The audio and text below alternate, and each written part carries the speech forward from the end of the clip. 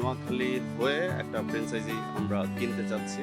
নোয়াখালীবাসীর বহুদিনের স্বপ্ন এবার বাস্তব হতে যাচ্ছে। অবশেষে বাংলাদেশ প্রিমিয়ার লিগ বিপিএল এ দেখা যেতে পারে নতুন দল নোয়াখালী রয়্যালস।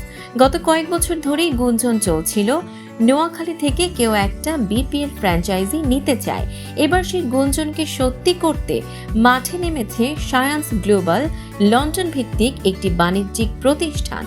এই প্রতিষ্ঠানটি 24 জুন বাংলাদেশ ক্রিকেট বোর্ড বিসিবির কাছে আনুষ্ঠানিকভাবে আবেদন জমা দিয়েছে। তাদের দাবি, তারা শুধু দলই গঠন করতে চায় না, বরং নোয়াখালী অঞ্চলে ক্রিকেটের সার্বিক উন্নয়নেও কাজ করতে চায়।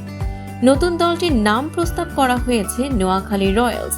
আগামী 30 জুন বিসিবির বোর্ড সভায় এই আবেদন নিয়ে আলোচনা হওয়ার কথা রয়েছে। এদিকে ডিসেম্বর-জানুয়ারিতে শুরু হতে যাচ্ছে বিপিএল এর দ্বাদশ আসর। তার আগেই নোয়াখালী থেকে এমন শক্তিশালী আবেদন বিসিবির ভাবনায় নতুন মাত্রা যোগ করেছে।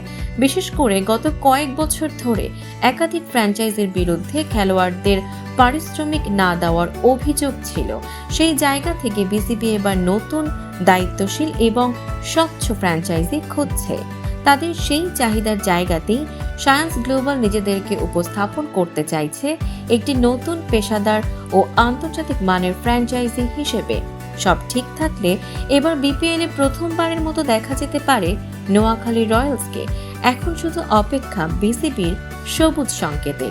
নোয়াখালীবাসীর বহুদিনের স্বপ্ন কি তবে এবার পূরণ হতে চলেছে? আপনার মন্তব্য কমেন্ট করে জানান।